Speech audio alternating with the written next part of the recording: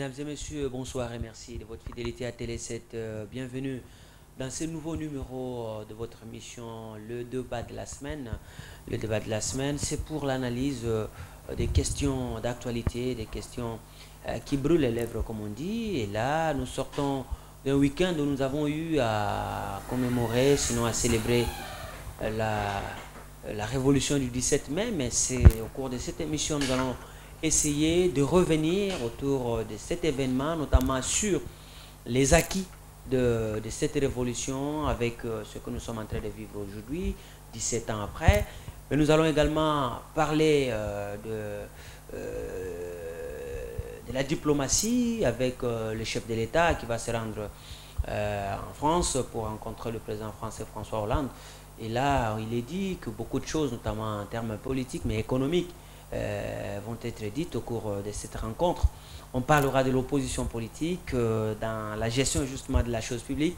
Voilà ce qui fait débat au courant de cette semaine ou soit en début de cette semaine dans notre pays. Mais pour essayer de discuter de ces questions, nous recevons nos invités de tout le temps. À ma gauche, le professeur Mathieu Kalele, analyste politique. Professeur, vous êtes acteur politique, pas analyste. Bonsoir. Bonsoir, Charlie. Merci beaucoup. De l'autre côté, nous avons le conseiller Jean-Pierre Kambila. Bonsoir. Bonsoir et merci de l'invitation. Merci d'être venu, prof Kalele. Nous commençons avec vous. Le 17 mai, ça nous rappelle tous aujourd'hui la révolution. Et puis, on me dit même que c'est devenu la date des forces armées de la République démocratique du Congo. Mais pour être très clair, ça nous rappelle la fin de la Deuxième République et la victoire de l'AFDEL sur les armées du maréchal Mobutu. Et globalement, nous, on ne va pas rentrer sur l'histoire, voir ce qui s'était fait, comment, parce que tout le monde le sait. Bon, aujourd'hui, nous allons essentiellement parler des acquis de cette révolution. 17 ans après, comment analysez-vous la marche du pays et après la révolution qui a eu lieu le 17 mai 1996?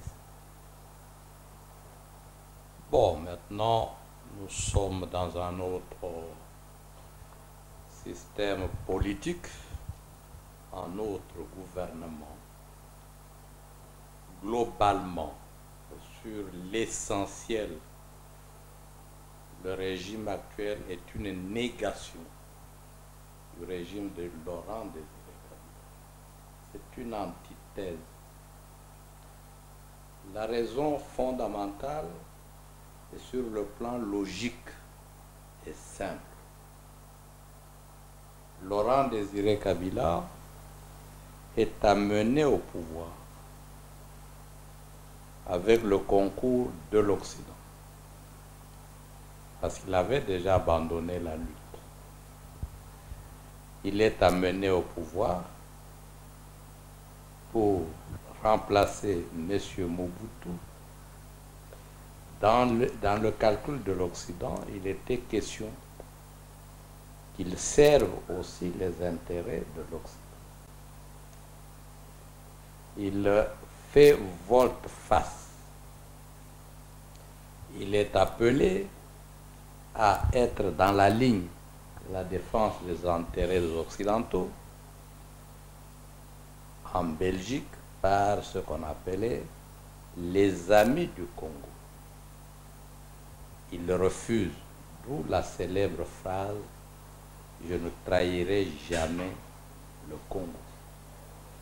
Il avait déjà signé tout un tas de contrats avec des grandes entreprises, surtout les entreprises minières, avec de grands financiers, Rottenbach, etc. Et une fois au pouvoir, il commence à revoir ce genre de contrat. Il avait eu l'appui du Rwanda et de l'Ouganda. Après, il cherche à s'affirmer Politiquement. C'est ce retournement de Kazakh qui lui coûte la vie. On lui crée des oppositions armées et À la fin, nous savons ce qui est arrivé. Très bien. On ne peut pas Oui. remplacer le pouvoir anti-occidental de Laurent Désiré Kabila par le même Occident, par un pouvoir anti-occidental. Le pouvoir de Joseph Kabila a été un pouvoir pour corriger ce revirement. D'où ce qu'il fait aujourd'hui, comme nous l'avons dit, c'est tout à fait la négation de la ligne politique de Laurent Désiré Kabila. Nous allons le démontrer par exemple. Beaucoup d'exemples et dans tous les domaines. Très bien. Alors, vous avez Jean-Pierre Kambila, vous avez analysé les 17 ans, c'est vrai, on a dans l'entretemps connu la mort des musées, on a connu 2 élections, là on est à mi-mandat, mais aujourd'hui, 17 ans après, parce qu'il ne faut pas oublier que c'est, comme disait un des confrères ici, c'est la révolution des musées qui a permis que nous ayons aujourd'hui les élections, la démocratie, parce que justement ceux qui ont organisé ça et qui les ont gagnés, ce sont les héritiers des musées. Et 17 ans après, qu'est-ce que vous pensez? Est-ce qu'on a avancé ou on a reculé par rapport à ce que musée s'était fixé comme objectif? Par rapport à ce que... Je rappellerai ceci, que musée, c'est d'abord essentiellement 3 choses. Oui. Ne jamais trahir le pays. Oui. Nous devons nous organiser. Oui. Et n'arrêtez pas à le dire. S'organiser pourquoi? Pour être en mesure de se défendre, être en mesure de sortir de la pauvreté, être en mesure de s'enrichir. Se prendre en charge. Troisième chose, troisième élément, se prendre en charge parce que personne ne viendra vous prendre en charge. Vous devez vous-même vous prendre en charge. Est-ce que aujourd'hui nous sommes sortis de ces 3 valeurs fondamentales ou pas? Voilà comment je raisonnerai. Je pense que nous sommes exactement dans la même ligne. Même si le style, lui, il a changé. Parce que chaque personnalité, compte tenu de son histoire, a sa propre personnalité. Ne jamais trahir le Congo, ça se manifeste en quoi aujourd'hui? Malgré les difficultés, malgré le fait que le Congo était très affaibli par Mobutu lui-même depuis 1990 à peu près, le Congo est toujours debout. Nous avons été attaqués plusieurs fois, mais le Congo est là. Il résiste au cours de l'histoire. C'est parce qu'il y a des gens qui tiennent la barre. Parce qu'il y a des gens qui croient à cette axiome, ne pas trahir le Congo. Deuxièmement, vous devez vous organiser. Mais vous le voyez bien que tout ce que l'on a fait pendant presque 10 ans dans ce pays, c'est que de se donner une organisation pour sortir de la pauvreté, pour être fort et pouvoir se défendre. Même la démocratie telle qu'elle est organisée, c'est quoi? C'est de mettre une organisation en place pour que le pays continue de vivre. C'est ça que j'appelle la poursuite de la ligne de musée, sur ces 2 premiers points. Et le dernier point, prenez-vous en charge. Ça veut dire quoi se prendre en charge?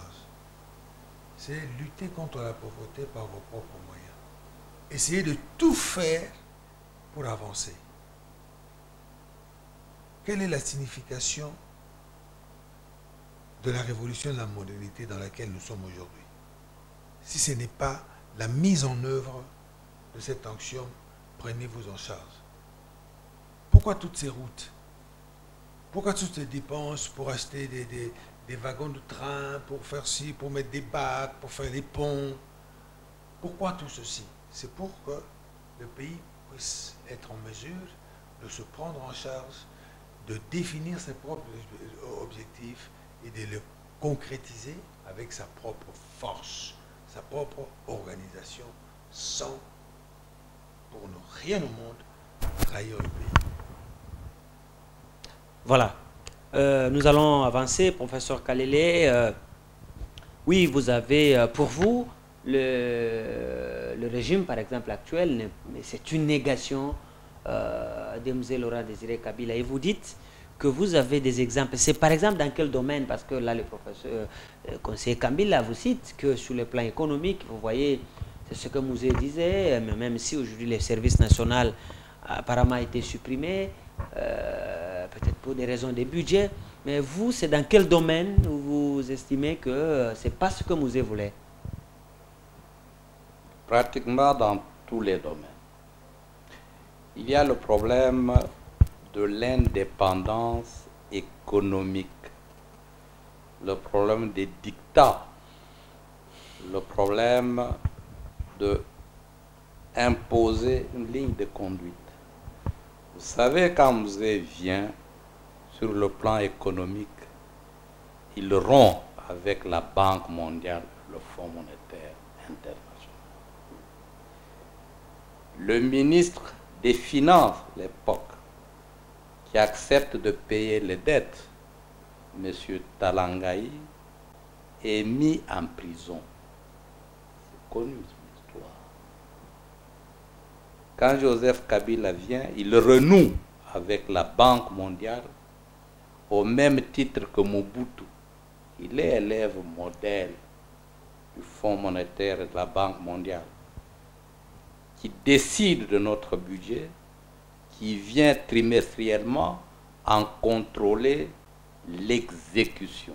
Mais sous Mouzé, nous étions asphyxiés. Il n'y avait pas beaucoup de ressources financières, professeur. Non, ça c'est des mesures de répression quand vous voulez vous libérer, comme on l'a appliqué au Zimbabwe, comme on l'a appliqué à Cuba. On ne veut pas que vous vous libériez et à ce moment-là, on vous fait marcher. Parce que sous Mouzé, à cause de ça également, vous avez eu le problème de transport, la pénurie de carburant. Ouais. C'est parce qu'on ne voulait pas de cette indépendance économique. Vous avez également, sur le plan, prenons simplement culturel, banal, vous avez vu comment l'orientation dans le domaine de la musique s'est faite.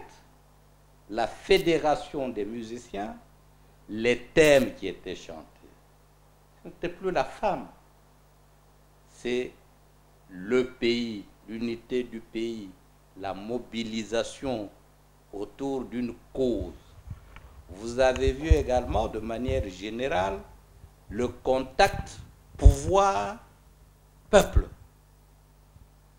Il était tel que quand on vous a dit nous sommes attaqués, venez vous enrôler pour aller contre le Rwanda, on a manqué de place au niveau du côté du palais du peuple. Les gens sont venus de toutes parts, oui, décider à aller se défendre. Quand le pays est attaqué à partir du Bas-Congo, c'est la population qui réagit. Ce mariage-là aujourd'hui n'existe plus. Vous avez vu quand Kabila, Joseph a demandé aux gens, de jeunes gens de s'enrôler. On en a eu combien?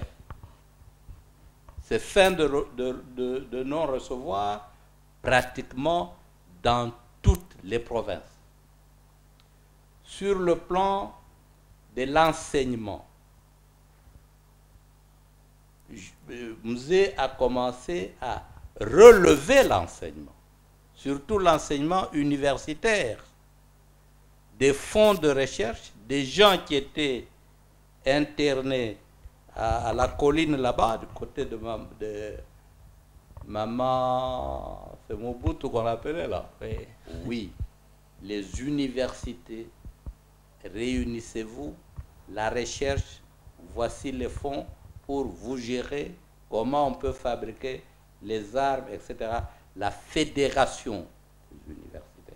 Aujourd'hui, messieurs, nous sommes sur une pente extrêmement dangereuse. La dispersion, comment est-ce qu'on appelle encore ça, les universités, les instituts supérieurs, ce qu'on appelle la décentralisation. Actuellement, elle tue la conscience nationale. Un enfant qui fait son école maternelle, l'école primaire, l'école secondaire, l'université dans son village, et ça partout, toute la République. Quand est-ce qu'il aura le temps de connaître ceux qui viennent d'ailleurs, de former une conscience nationale, d'avoir des amis de l'Équateur, du Kasaï, etc., etc. Non. Mais le problème, c'est que les universités aussi, à ce moment, avec l'afflux de beaucoup d'étudiants, n'étaient plus à mesure de recevoir les quelques universités qui étaient là. Ça ne vous conduit pas, messieurs, à décentraliser pour mettre les gens dans un ghetto. Je crois que Kabila a étudié à la même époque que moi. Nous avions 3 universités. Ça signifie que à Kinshasa, ici, vous pouviez trouver les gens qui venaient de toutes les provinces. Et des gens de Kinshasa qui allaient à Elisabethville ou à Kisangani. Vice-versa. On a eu l'esprit universitaire à l'époque. On l'a eu. Et ça faisait également que, quand il y avait un mouvement ici, il était répercuté ailleurs. Aujourd'hui, vos gens-là, qui évoluent dans leur village, quelle idée ils ont du Congo? Est-ce que vous sentez encore l'esprit universitaire? Et avec quel professeur? Là, c'est une décentralisation anti-nationalisme. Et c'est regrettable, avec également une baisse de niveau au jour le jour. Ce qu'on n'avait plus dans beaucoup de ces universités-là. Vous n'avez même pas de bibliothèque, vous n'avez pas de centre de recherche. L'affirmation sur le plan politique et la fierté et l'honneur national. Kabila a attaqué, il a riposté. Vous avez l'exemple du Congo-Brazzaville. Les obus tombent, on riposte. Dans les arènes internationales, on veut s'affirmer. Aujourd'hui, Brazza nous traite comme des chiffons. Le Rwanda fait la même chose. On est silencieux et on compose même avec l'ennemi. Soumzé, on a vu les efforts réels pour améliorer le vécu du militaire. Ce n'est plus le cas aujourd'hui. Vous avez des officiers militaires là-bas qui vous touchent moins de $100. Alors que là, l'effort... à la banque, cet argent. Oui. Là, l'effort était de donner $100 au caporal, au simple militaire. Vous avez vu le camp militaire de la Moura et vers Kiswichi là-bas. Quel est le camp militaire qu'on a construit ici? Le nouveau camp, c'est Lemba. Hein? C'est le camp Lemba à côté du camp Mobutu là-bas. Vous voyez le camp moderne qu'on construit pour les militaires? Non, mais et vous allez ici au camp... Non, vous allez au camp Kokoro parce que nous y allons, monsieur. Beaucoup de jeunes gens qu'on a recrutés là-bas, ils se construisent des maisons à briques adobe dans le camp. Hein? Et dans quelles conditions? On peut traiter comme ça un militaire? Les jeunes gens au front contre le Rwanda sont privés de soldes, trahis, et quand ils avancent, ils reçoivent des contre-ordres. Vous gagnez la guerre comme Mamadou, on vous tue et il n'y a pas de funérailles nationales. Vous allez dire que c'est la continuité, ça. Très bien. Mais Mamadou, on l'a enterré ici et les militaires, leur solde arrive tout de même parce que maintenant c'est payé à la banque. Alors, vous allez réagir sur ce que le professeur dit, tout à fait. Mais on peut avancer. Oui, Mouzé a laissé cette théorie. Ne trahissez pas le pays. Organisez-vous, défendez-vous. Mais il y a beaucoup de gens qui essayent, qui disent aussi, je l'ai toujours dit, que nous sommes en train petit à petit de perdre la conscience nationale. Hein, le respect des biens publics et tout ça, à votre avis, c'est dû à quoi, cette régression? Bon, je suis très heureux d'avoir entendu un plaidoyer pour Laurent Désiré Kabila, de la part, de la bouche, sortant de la bouche du professeur Kalele. Mais j'aurais bien voulu que le professeur Kalele parle comme ça quand Mouzé était vivant. J'aurais bien voulu qu'il soit dans les rangs de Mouzé lorsque nous étions derrière Mouzé. Il n'y était pas. Pas nécessairement, il pouvait être en dehors, mais voir les choses de manière lucide. Allez-y. Non, il était contre Mouzé. Il n'y a pas de problème, mais il ne peut pas. On peut être contre, ça veut dire qu'on ne peut pas tout rejeter. Je ne m'attaque pas à la personne. Voilà. Je dis tout simplement que je suis heureux de voir que le temps a fait son travail et lui a montré la vérité. Mais c'est peut-être parce qu'il a eu un élément de comparaison. Maintenant, il trouve que c'est n'y a rien maintenant. Voilà pourquoi j'espère que d'ici 10 ans, il aura le même discours pour Joseph Kabila Kabange. Et parce qu'il va faire, je l'espère, la même trajectoire. Il va se rendre compte à la fin. Maintenant, je vais quand même essayer de répondre précisément. Je commencerai par dire que le service national n'a pas été supprimé. Le service national existe, tout comme les réserves stratégiques. Ouais.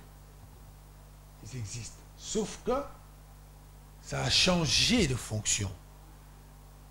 Mais la philosophie, elle est la même. Parce que lorsqu'on crée le service national, ce n'est pas pour que le service national remplace complètement les entreprises, ni l'initiative privée. Le général Kaloumé, il n'est pas mort.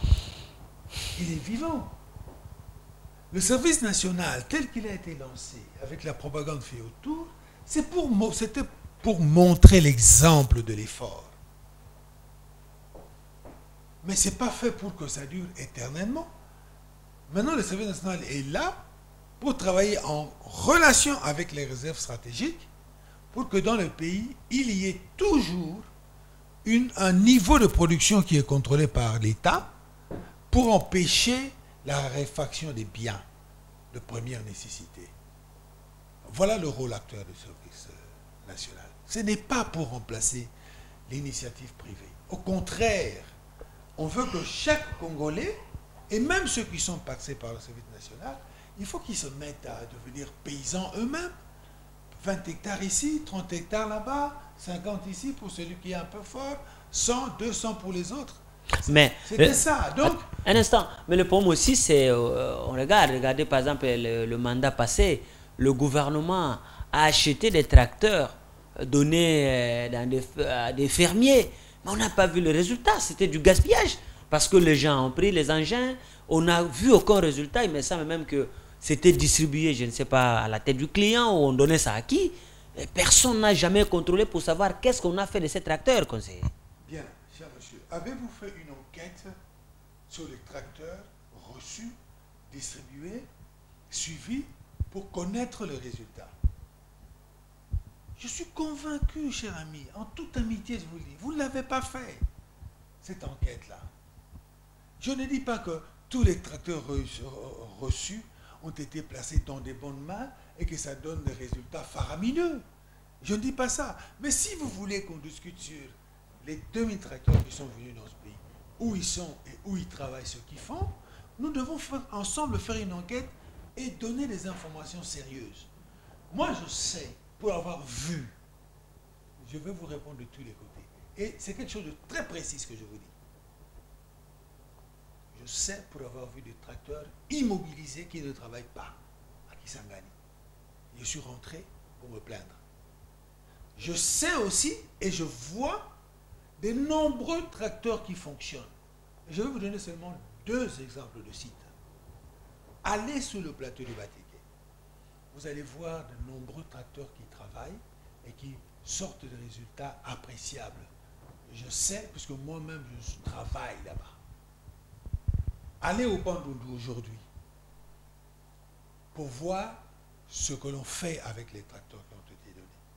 Non, nous pouvons parler de ces choses-là après avoir fait une enquête. Ces tracteurs servent à la République. Le ministère de l'Agriculture qui a la responsabilité, il aura le temps de faire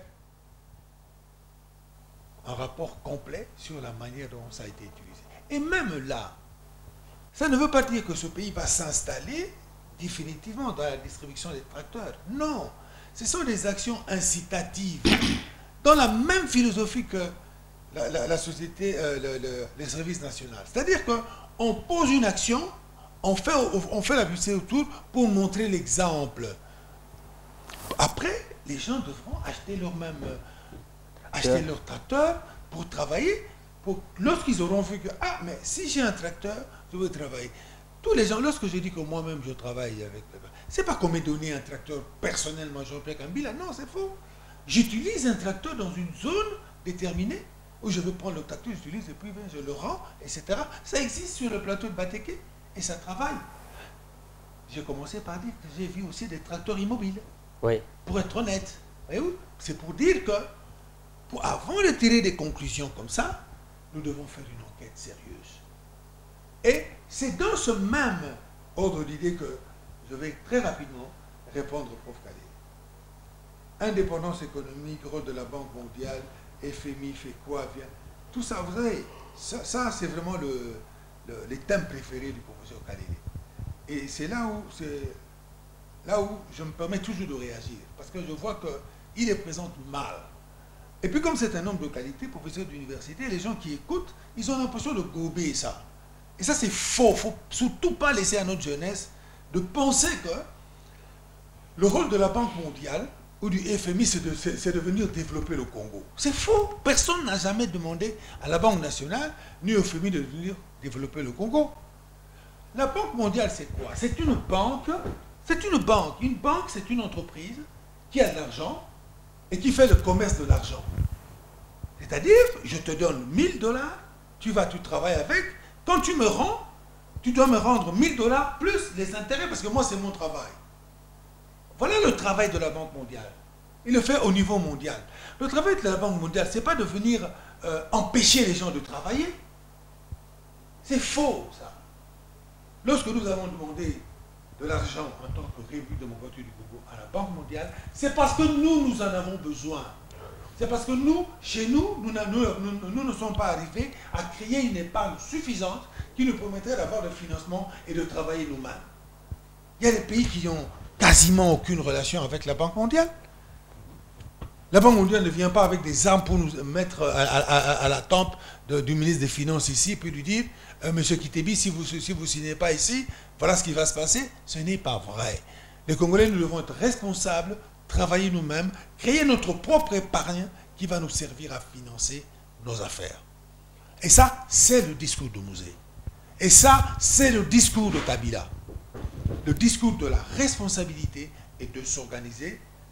Prenez-vous en charge, organisez-vous. C'est ça. Le FMI, c'est la même chose. Le FMI, c'est le Fonds monétaire international. C'est quoi? C'est une sorte de banque, mais qui en plus a une fonction de conseil.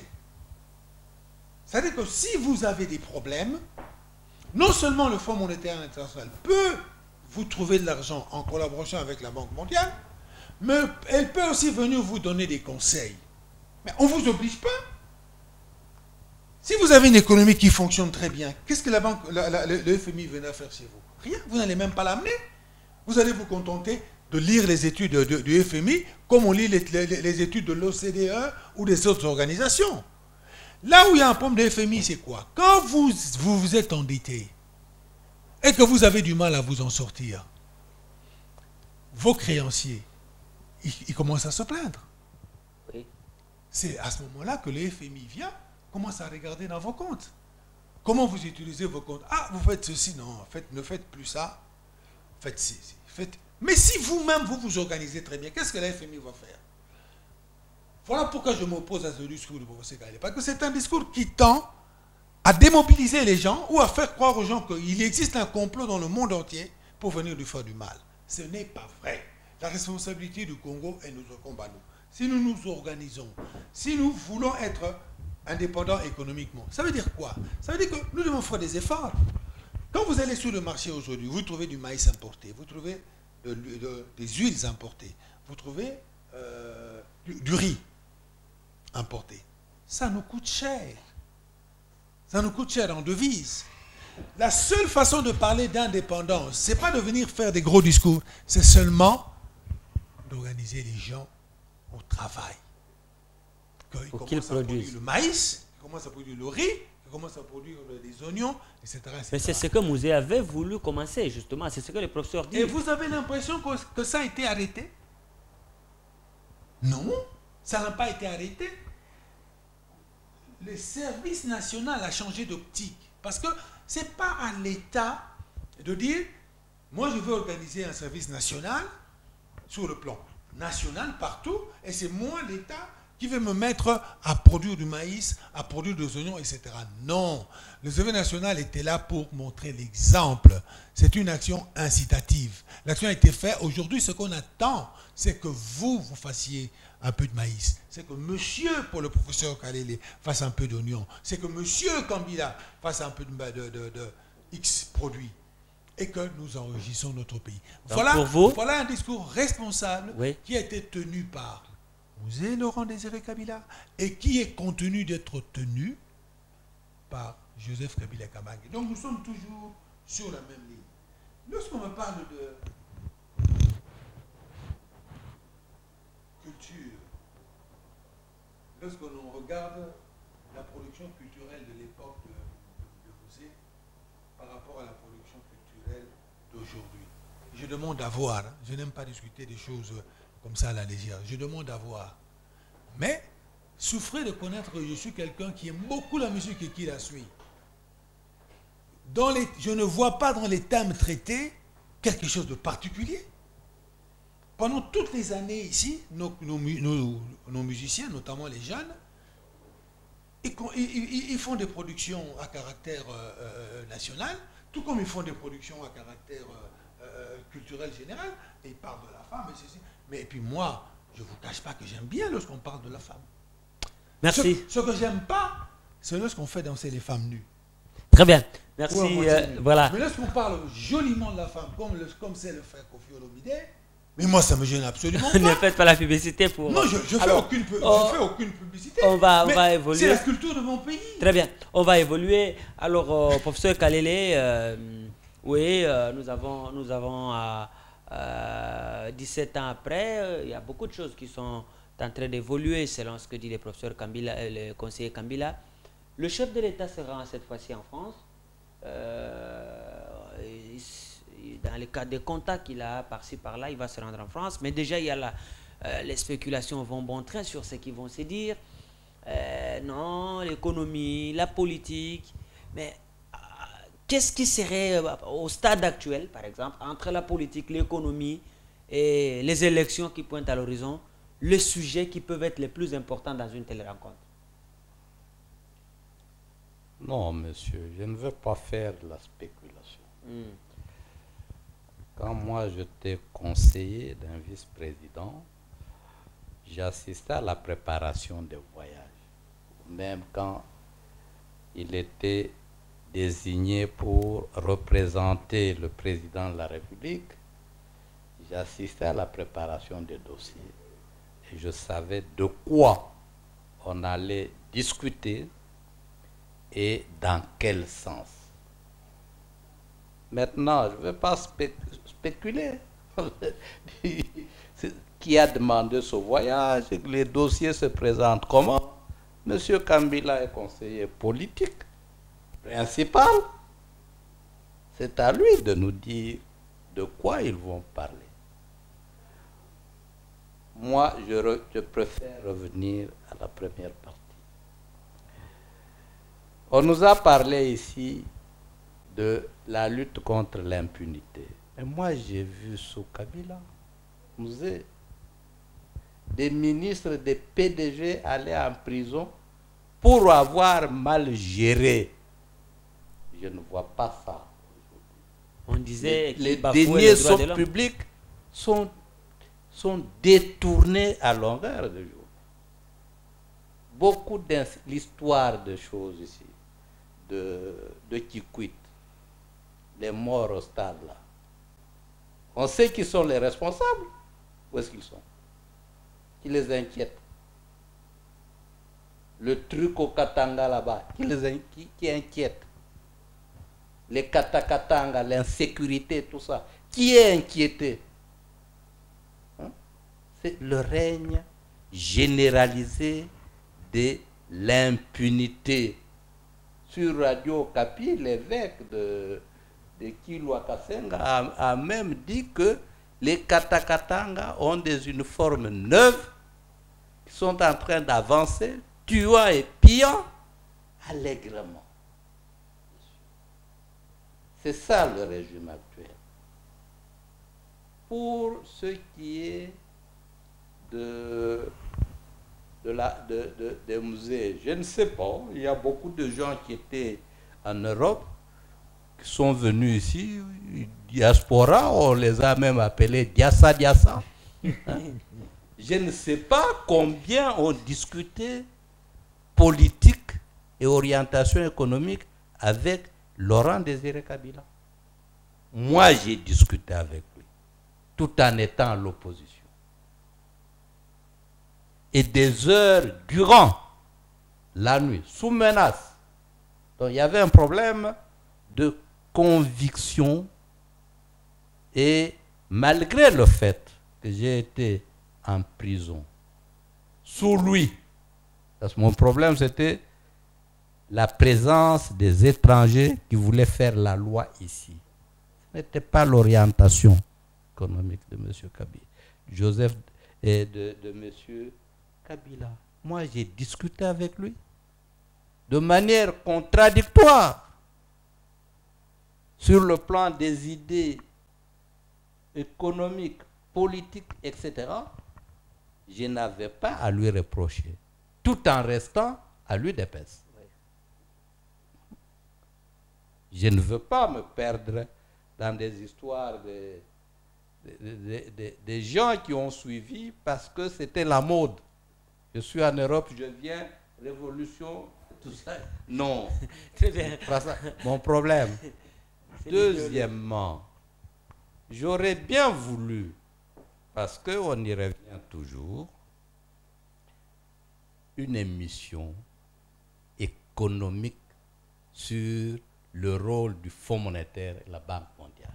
On y reviendra. Oui, parce que ce que M. Kabila affirme là-bas, c'est des hérésies monstrueuses. Tout à fait monstrueuses.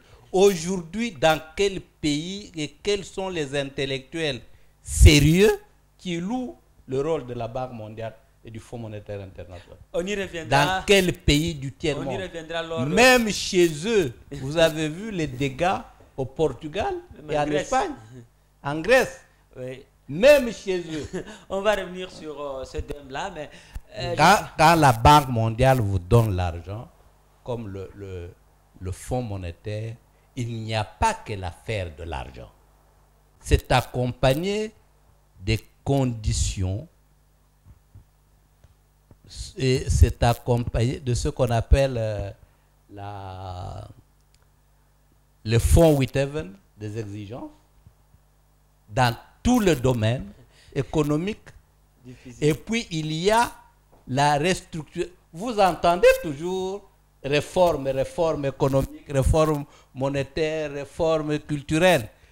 On vous embarque Nous allons sur revenir une voie un de jour dépendance structurelle. sur la Banque mondiale. Alors, Jean-Pierre Kabila, vous avez écouté, professeur Kalele, vous allez réagir, mais je voulais seulement que vous puissiez nous dire en quoi ce nouveau voyage, par exemple, du chef de l'État à Paris, au-delà peut-être des aspects protocolaires, peut nous être encore bénéfique, surtout en ce moment où la République est concentré sur beaucoup de projets, notamment les décollages économiques, la réforme institutionnelle, mais aussi au niveau de la préparation des élections. Quel peut être l'avantage d'un tel voyage en France à l'heure actuelle? Je n'apprendrai rien à personne en disant qu'aucun pays au monde ne peut vivre isolément. Oui. En tant que pays, vous avez besoin d'avoir des alliés, vous avez besoin d'avoir des associés, vous avez besoin d'avoir des gens avec qui vous avez une coopération qui les aide et qui vous aide. Voilà pourquoi les chefs d'État et les gouvernements s'invitent les uns les autres. Et cette fois-ci, c'est François Hollande qui a voulu recevoir le président chez lui. Et ce voyage est placé sous le signe de l'économie. Voilà la raison du voyage. Et c'est dans ce sens-là que le voyage a été préparé et minutieusement préparé. Vous verrez lorsque vous allez recevoir les images de Paris que le président va être reçu par le MEDEF, c'est-à-dire le patronat français. Si le président a le temps et si le cœur lui en dit, il va visiter des grandes entreprises qui sont intéressées à notre pays. Donc c'est essentiellement un voyage économique. Voilà pour ce qui est de votre question. Pour ce qui est de l'impunité, vous voyez, l'impunité, c'est une chanson que l'opposition a décidé d'entonner, de répéter et de répéter à des milliers de fois. Ouais. Tout simplement parce que Joseph Kabila, ce n'est pas le style de faire des choses spectaculaires. Mais au jour où nous parlons, ici, en ce moment-ci, sachez qu'il y a des gens qui étaient très très proches du président de la République et qui sont en prison. Pour les indélicatesses, pour les histoires d'argent. Je ne suis pas ici pour citer des noms. Oui. Mais ceux qui s'intéressent un peu à la République et qui veulent dire des choses vraies, le savent. Il ne suffit pas que X ou Y aille soupçonner quelqu'un, je donne un exemple, dans la X ou Y société, pour qu'on aille arrêter cette personne s'il n'y a rien. Mais les gens qui ont vraiment été à l'origine des indélicatesses, notamment financières, sont en prison. Et aujourd'hui, il y a des gens qui étaient très très proches du président qui le sont. Bien. Maintenant, je me suis senti un peu malmené, disons comme ça. Lorsque le prof parle, il dit qu'il y a des gens qui étaient en Europe et qui ont suivi des modes qui n'étaient pas comme lui en face d'un musée. Je lui accorde le fait qu'il a été en face de musée pendant des heures et des heures, mais ça ne fait pas de vous un muséiste.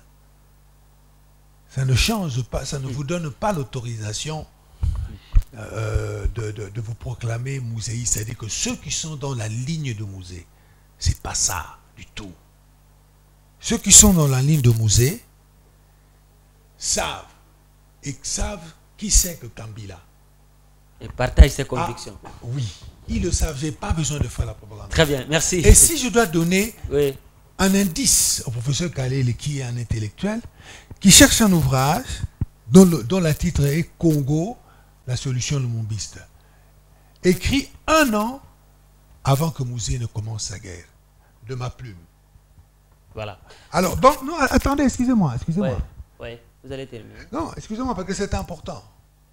Lorsque je fixe, j'expose les règles du FMI, il n'y a aucune hérésie. Aucune.